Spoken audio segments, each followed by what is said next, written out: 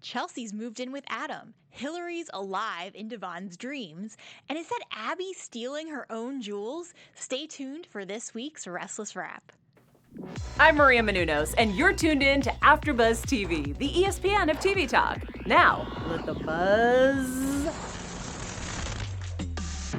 Hey everybody, I'm Rachel Goodman here with another week of Restless Wrap. I hope you all had a wonderful Thanksgiving.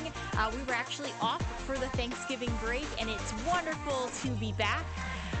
We have a lot to talk about, but just, in case you end up having anything else you have to do, be sure to stay tuned until the very end, because we are going to go over our predictions, law moment, and just, a lot of other things going on the show right now. So let's go ahead and dive in. But before we do, I just want to give a shout out to everybody who's in the chat. We have Jacob. He's here after a while. So hi, Jacob. Welcome back. We have Haywood Wong. We have Mary, and we have Susan Russo. We actually have a couple of comments from the @RestlessWrap Facebook page too. In case you do not yet follow that page, that's where I post the link to the show every week.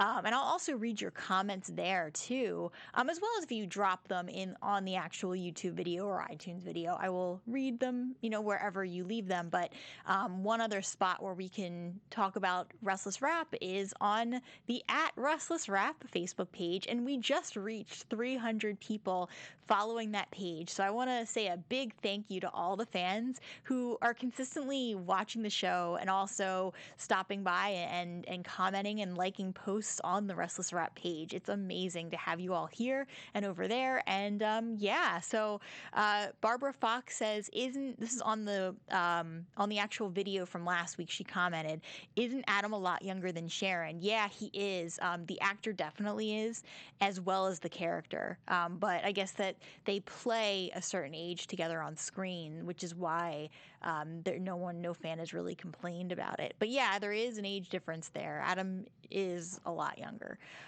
Mary Dell says, happy belated birthday, Rachel. All the best. Thank you, Mary. Yes, it was my birthday on Thanksgiving, actually. So thank you. And she actually said that in the chat too. So thank you so much. And we've got Kenneth Clark here. Happy belated birthday, friend. Thank you, everybody. I really appreciate that. Mary Dell also says, Chelsea, just go away. You are making me so mad. And Nick, you are a fool. Yeah. We're going to talk about that because I'm flabbergasted by this whole Chelsea Nick situation. Jacob Marquez also says, I'm on the end of September shows, and is just asking about how Y&R is these days. It has been, in my opinion, pretty juicy with the Adam, Connor, Chelsea storyline. That's what's grabbing my interest right now. But if you guys have a different opinion, or if there's something else that you like or don't like with the storylines right now, definitely let me know in the chat and or any, on Restless Wrap's Facebook page or on the YouTube channel.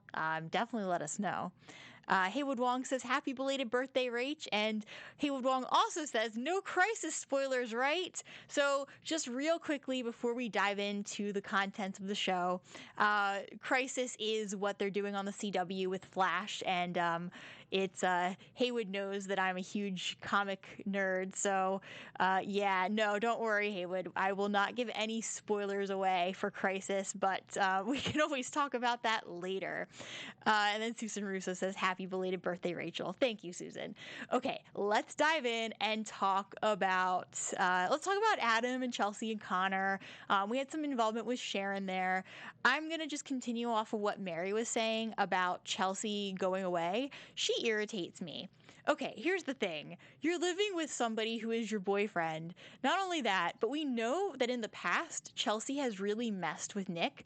The whole storyline last time before, when she left and now she's back. When she left Nick before, she left him under really strange circumstances where we didn't even know that Nick and Chelsea were really in contact until much later on, where he revealed he still had her number and that they were talking. But she left him, and that was it, and that was the end. And she didn't really give him a good reason. She left after lying to him and was kind of like, doing some of her own scamming. So this I feel like Chelsea is like walking all over Nick. And we had a lot of scenes with Phyllis. We'll get there in a second, but Nick and Phyllis. And then we had a lot with the whole, like, I feel like there was a whole montage of, what was happening during the Genoa City Storm 2K19, which we'll also talk about. But in terms of what's happening with Adam and Chelsea, yes, Chelsea did decide to move in with Adam, which I don't get that. How can you have a boyfriend that you live with and then go and live with another man? I get it. Connor's her most, like, the most important person in her life is her child. I understand that. I am not judging her for going to live with the person who's with her son.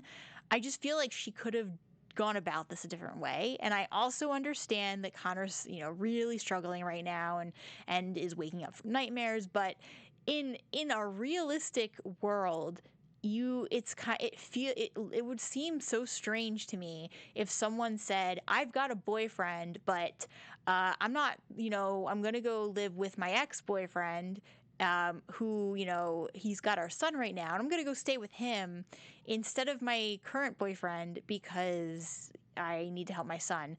That would sound off to me, and it would be like, okay, well, why doesn't the son just go back and forth between the two parents?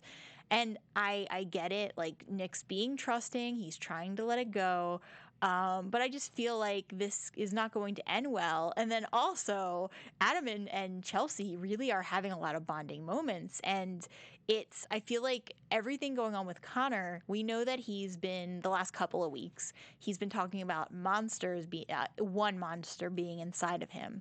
And he's just really acting out, and they don't even, like, his school doesn't even want him there anymore. So I get it, like, he's really, really struggling.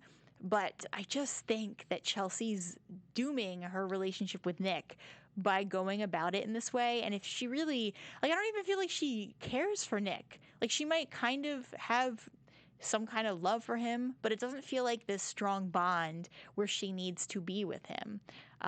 It feels very lukewarm, and I don't see it lasting. And I think Nick's on the same page. He just doesn't want to call it yet. And we saw a lot of that when we saw his scenes with Phyllis. We have some comments in the chat. Kenneth Clark, oh my God, I fell out laughing when Phyllis said to Abby, I'm very good at my job. Abby laughed, and Phyllis said, don't laugh at me. Yeah, that was pretty funny. Susan Russo, Connor is acting like a little manipulator. Yeah, Connor, one of the things that Adam said when he was talking to Chelsea is that Connor was behaving like him, and Adam's big thing is that maybe the monster is not literally a monster, but it's Connor's way of saying there's this darkness inside of me.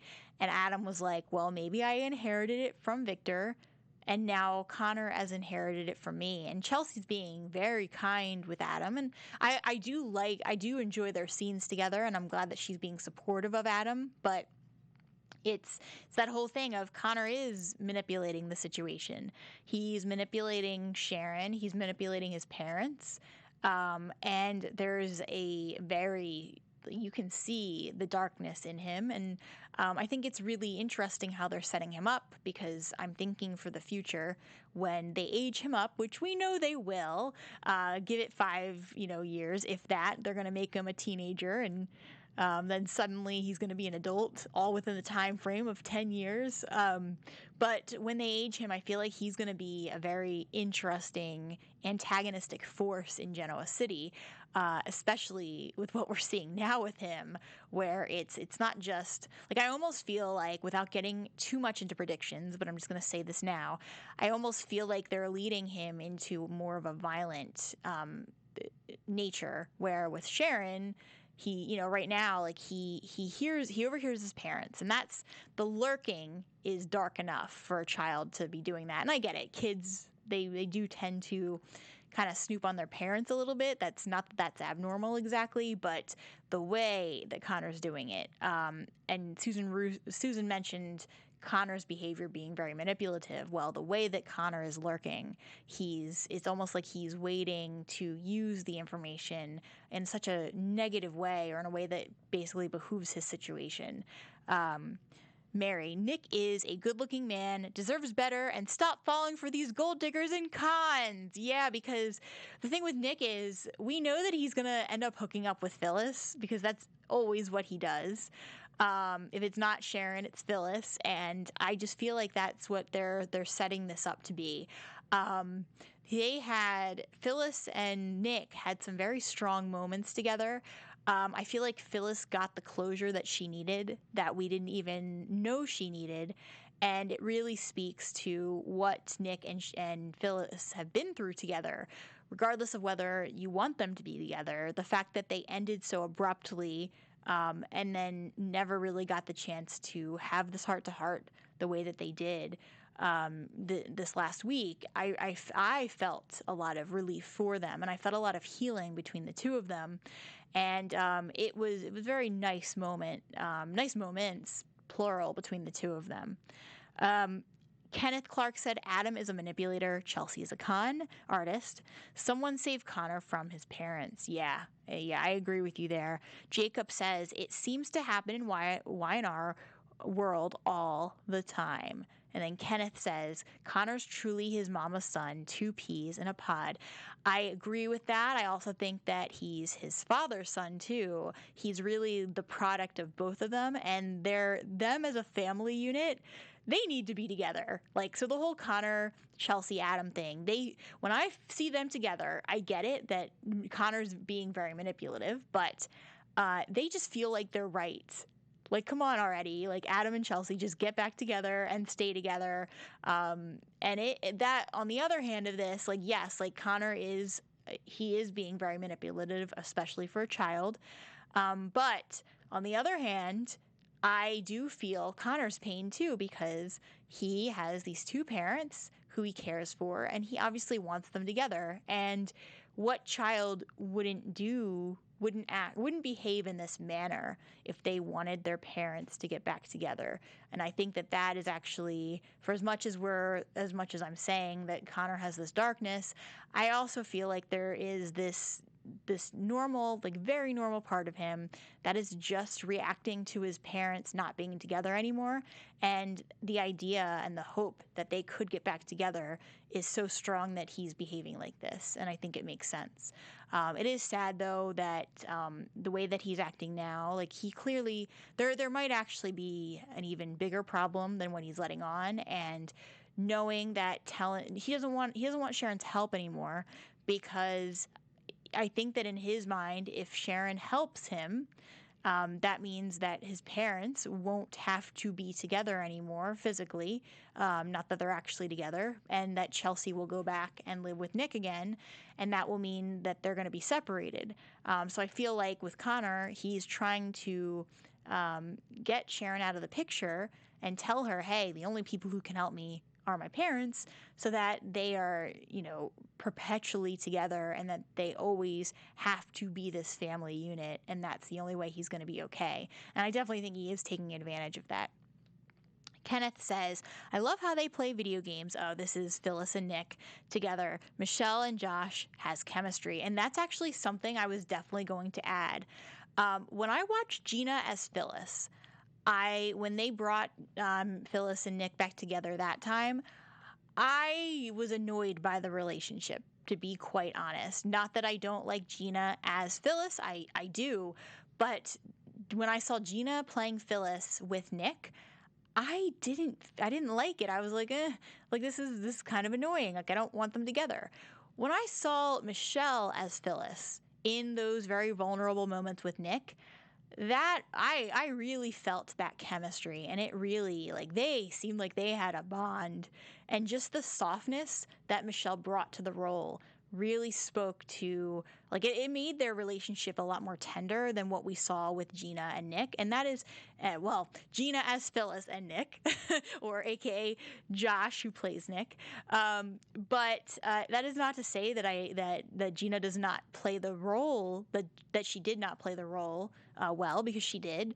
But I just think that her energy there was just very different. And I, subjectively didn't like Nick and Phyllis when it was Gina in the role. But now I actually kind of want Phyllis and Nick to get together.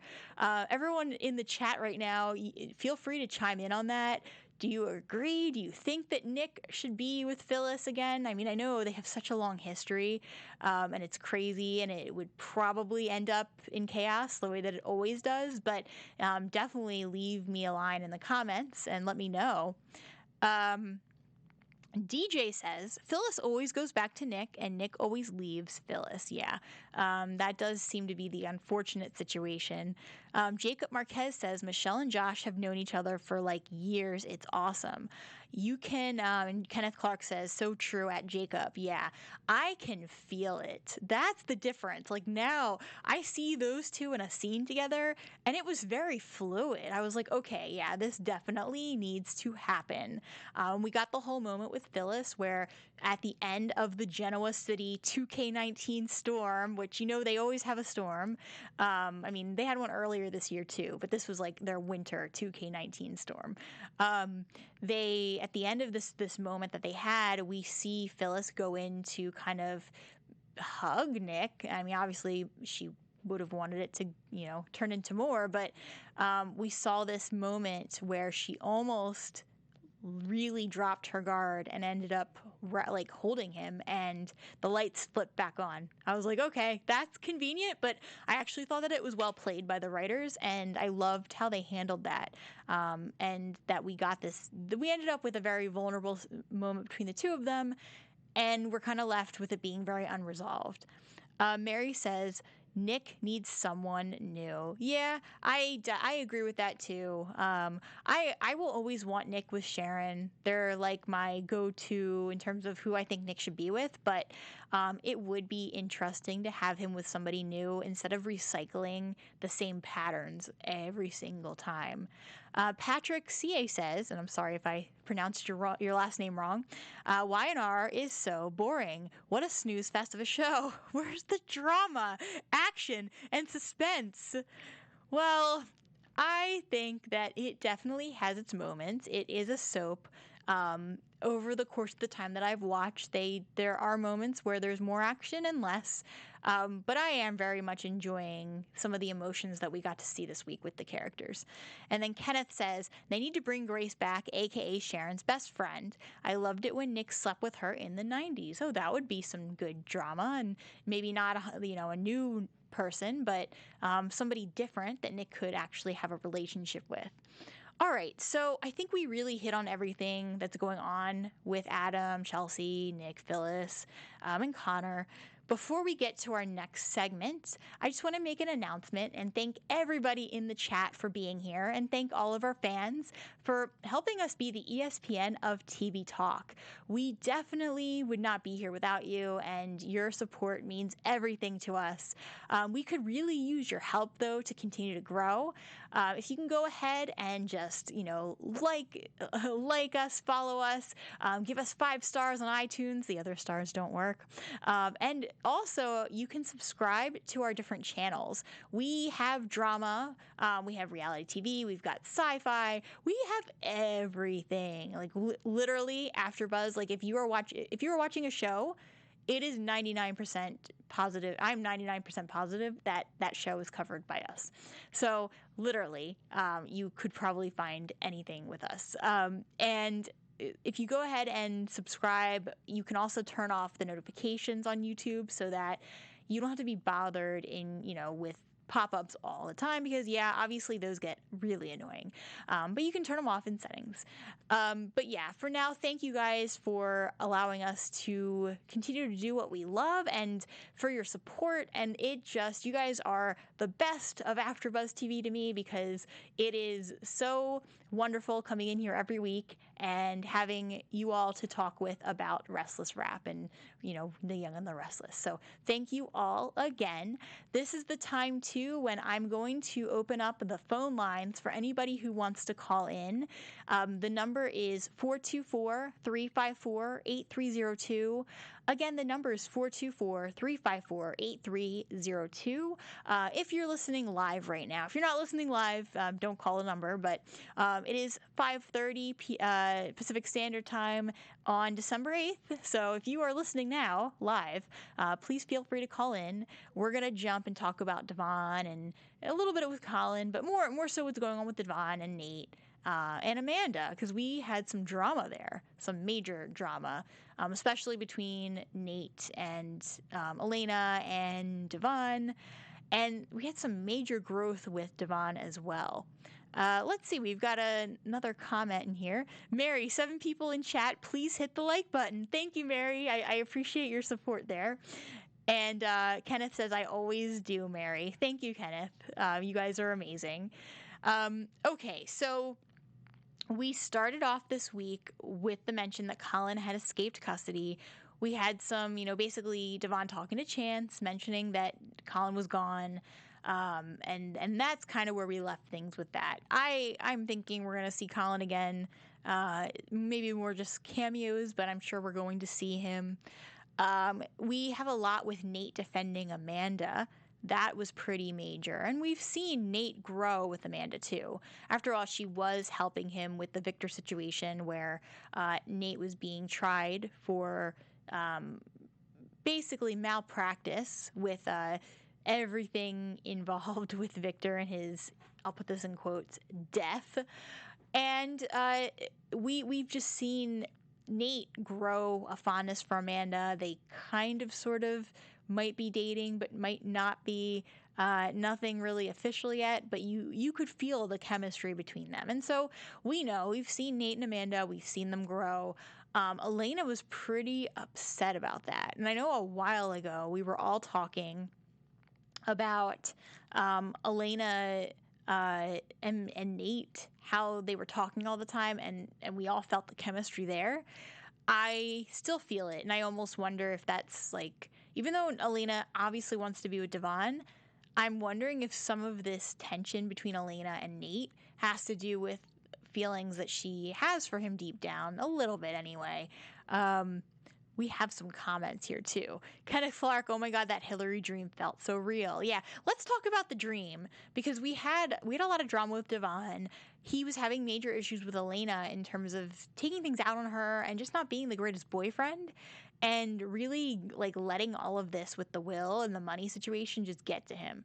And so it was so brilliant. I mean, now, they have Michelle Morgan on playing Amanda. So clearly they can do more with Hillary. They can have these flashbacks, or these, in this case, a dream sequence. So Devon literally had this dream where it was literally Hillary saying, I'm here. And it was a dream, almost a dream it was very meta in the sense that Devon was like, yeah, I had this really bad dream that there was an accident and you had died. And Hillary literally says, no, you and me are supposed to be together forever. We're meant to be. It felt insanely real. And for Devon to be having a dream like that, we all know that deep down, Hillary is the person that he wants to be with. And that's no offense to Elena. It's just that sometimes there are people in our lives who we just always love, and that's it. And there's that one person that, for Devon, it's Hillary, and he just will never be able to let her go. And let's see. Kenneth Clark, Rach is Tristan Rogers, aka Colin, doing both General Hospital and YNR? That's a really good question. I don't watch General Hospital, so if anyone wants to fill me in on that, anyone who does, whether you're listening live or if you want to drop a comment, definitely let us know if Tristan Rogers is doing General Hospital. And then Kenneth says, let Elena and Devon do their thing. I love Brighton and Brittany on screen. They have chemistry as well. Don't get me wrong. I love my Michelle. Yeah, and that is true. Like so that's not to knock Devon and Elena, because they have had some very powerful moments. When I went to the triathlon and met met them in person, saw them together in person. They seemed like they were really good friends. So you can tell that their off-screen friendship and fondness for each other definitely translates to the screen. So that does seem to be part of it. And we actually have a caller on the line. Thanks for calling Restless Rap. Who do we have on the line?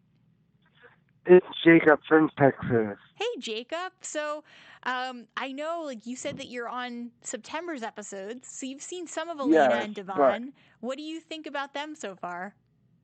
I think they're pretty good. I think I'm just kind of getting to the Amanda character, but I was feeling like as it develops, and from what I've heard from what you guys have said, I think there's going to come a point where Amanda's going to be like Hillary's twin or something. They're going to tie it into something like that. Yeah. Unless it's actually Hillary, but I don't see that happening. It's probably going to be like, oh, that was my twin that died. If it's Hillary, then they're going to say that was her twin that died, or vice versa. So I think it's going to be interesting. I like Elena and Devon together, but it's kind of moving slow with them, kind of. They need to put some more, I don't know, maybe it's picked up in where they're at present day, but they're kind of slow. But it will be interesting to see what they do with Amanda and Devon storyline, because I think they're going to keep doing the dreams with Devon and Hillary, so it's going to be interesting to see what they do. Yeah, it's interesting because the thing with Amanda, you can't look exactly like somebody else and not have a connection. There's got to be something. I think that's a little bit frustrating for me right now, is because they've been teasing us with this for months, and I just want to know what's the deal with Amanda. Like, it doesn't necessarily, like, I kind of am with you too. I'm not sure that it actually is Hillary. I would prefer it to be Hillary, to be honest. But me too. I know that Y&R, they do a lot with the twins, like with a twin coming back. So it makes logical sense that Amanda and Hillary were somehow twins and just never knew each other, or maybe they did and there's some backstory. I don't know. But it's kind of crazy. And I'm with you too. I think Elena and Devon, they do make a nice couple, but maybe they need to add a little more drama there. Yeah, it's just kind of just slow. It's been like that for a while, but I'm just like, can we add some more story to it? Y&R's okay, but I think I love it, but it has its moments, like you're saying. Sometimes it just drags on. And I have a feeling they're going to drag this Amanda and Hillary and Elena's storyline all the way into like February sweep, so then they drag it out probably into May, probably knowing Y&R. I just wanted to say real quick that Tristan Rogers is also on GH too. He pops in and out on that show as well, so he's doing both shows. Awesome. Well, thanks for that information. And Jacob, before we get off the phone, I just wanted to give you a shout out too. For everyone who doesn't know, Jacob actually runs the Readers Corner group on Facebook. So anyone who's a reader, if you want to go over there on Facebook and join his group, he's always talking about books every month and has a lot that's been posted there. Yeah. Thanks so much for that shout out, by the way. And happy belated birthday. I don't know how I missed that. I was like, oh, it was a birthday, because I saw that like this afternoon on Facebook. I was like, happy belated birthday, by the way. Thank you. Keep up the good work with Restless Rap, and I'm excited for all the stuff that's going to be happening with you in 2020. But awesome. It's going to be a good year for you too. So thank you, keep Jacob. Up the good work. Thank you for calling in. I'll talk to you later. Okay, bye. Okay, so let me just check in with the chat. We'll talk about a couple more things, and then we'll get to our law moment. Let's see. Mary says, I'm so curious who Amanda is tracking. And then Doolaman, oh hey Doolaman, welcome to the chat. I think he's done on YNR. I think we're talking about Colin, aka Tristan Rogers, which I could kind of feel like the fact that it was such a quick cameo and he really only had a couple of little scenes. I kind of felt that too, that he wasn't coming back, but that's good to know. And then Susan Russo says, I think that Elena knows on some level that Devon and Amanda will hook up. Yeah, and I think we'll talk more about this in predictions, but I think I had seen a spoiler somewhere or a rumor that on like one of the next episodes, Elena was starting to get fearful about Amanda a little bit more because of Devon. Okay, let's talk about the storm of 2K19, the winter storm. We touched on Nick and Phyllis, so I'm not going to go there again, but we also had some interesting things happening with Amanda that did not have to do with Devon, and that is that Amanda and Billy had this weird conversation where during the storm, they were stuck, and they were basically in a bar talking, and they literally, like, Billy confided in her, and I mean, Billy claimed that it was like confiding in a stranger, but I feel like Amanda's likeness to Hillary, though it doesn't make sense that Billy would confide in Hillary, I feel like Billy was almost confiding in a ghost, in the sense that he recognized Amanda's face and that it maybe allowed him to be vulnerable like that and open up a little bit more. But I think the most interesting thing about it is that Billy felt guilty about it afterward. Like he had shared something emotional with somebody to the point where he couldn't talk about it with Victoria. We got this internal monologue where he was questioning why he couldn't talk about it with Victoria. And then meanwhile, something else that was pretty interesting was that we got Victoria and Ray during the storm. And that was more professional. Like, so it was literally just Ray, going and helping her.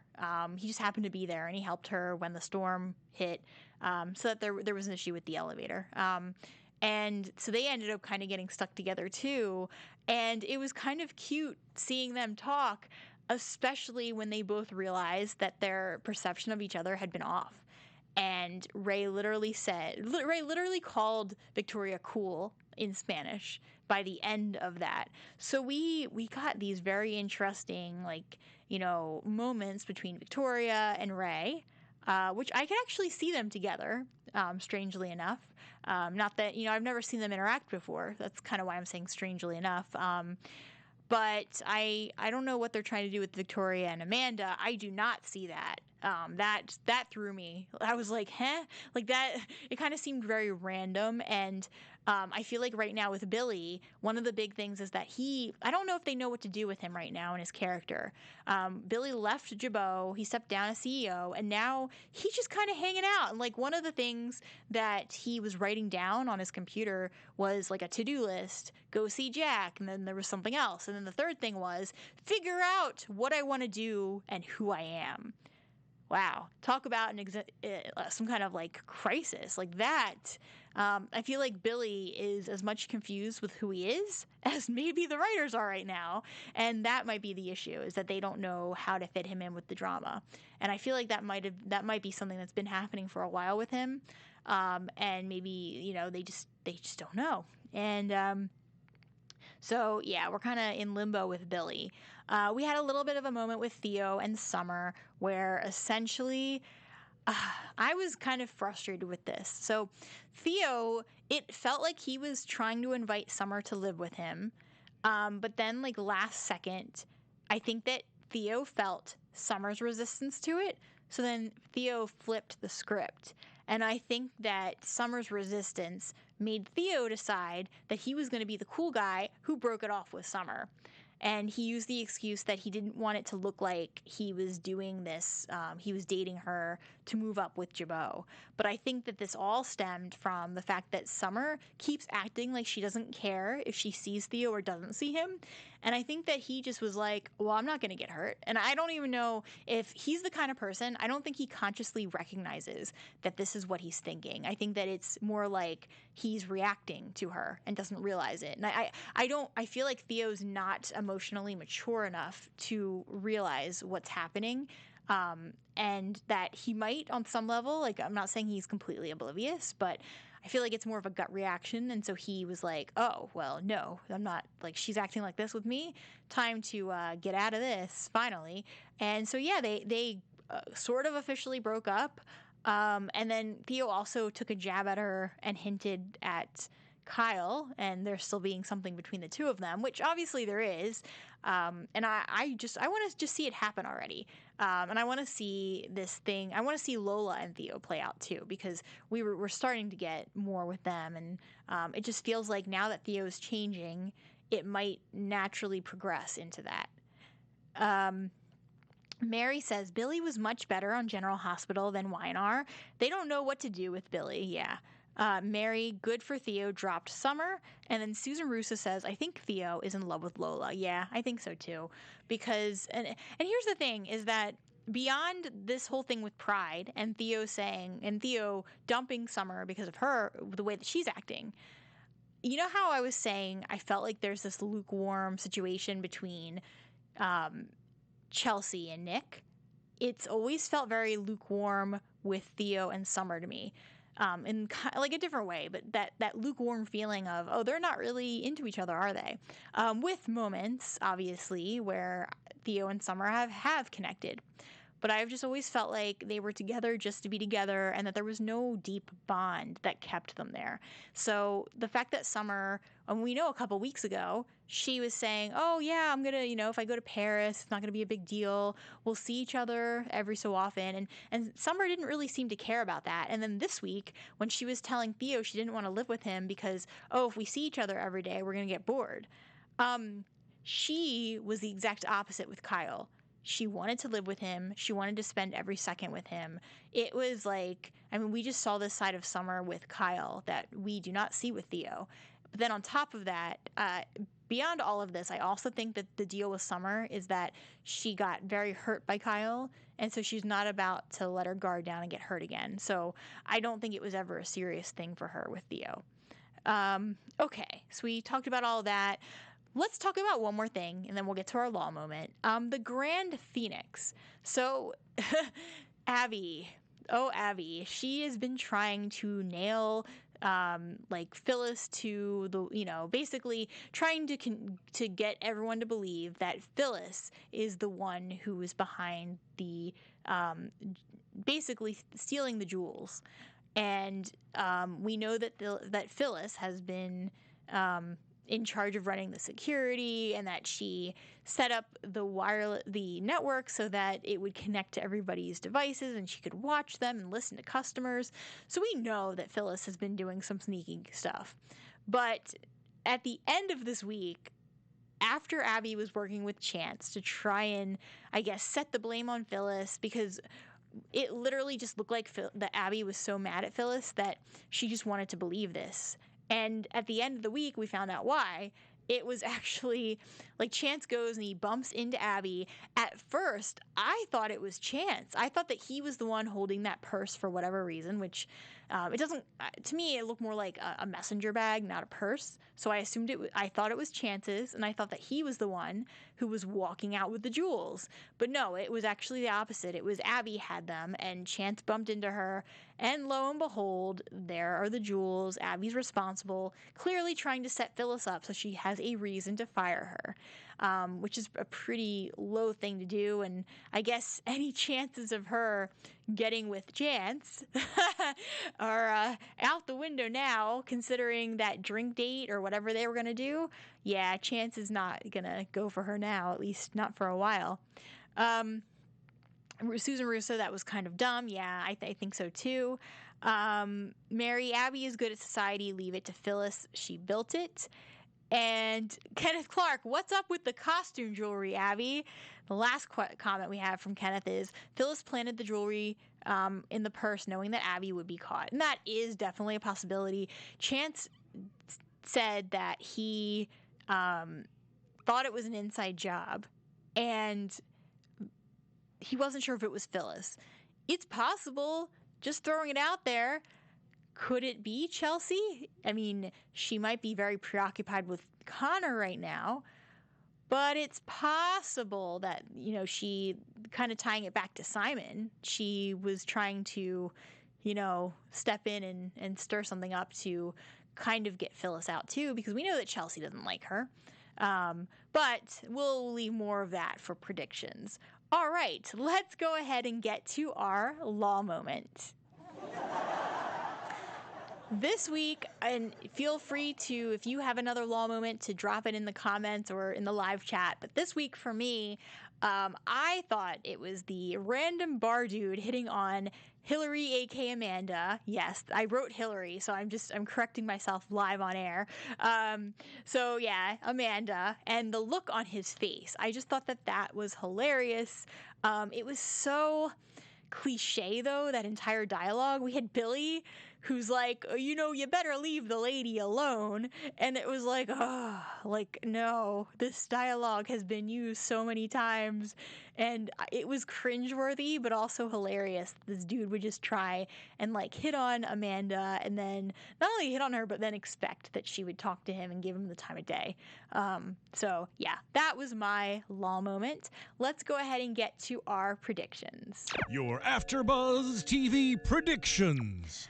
I previously had just assumed that Abby was the one who had stolen the jewelry, but that is a really good point that Kenneth brought up, that maybe Phyllis did plant the jewelry in the purse and that's why it was there. I think it was Abby, though. That's what I'm going to go with, is that Abby was the one behind it and that she just wanted to have an excuse to get Phyllis fired. I also wouldn't put it beyond Abby to do this either. I think that... and Kenneth says, my law moment is when Abby said bah humbug. Yeah, that was funny. I think that for the rest of predictions, Nick and Phyllis, I have this really big suspicion that they're going to end up sleeping together. I'm going to go as far as to say probably next week, because I think that Chelsea is just really pushing Nick away, and he's vulnerable too, and so is Phyllis, and I think that that's going to happen. And let's see, in terms of the Connor situation, this is what I wanted to say earlier.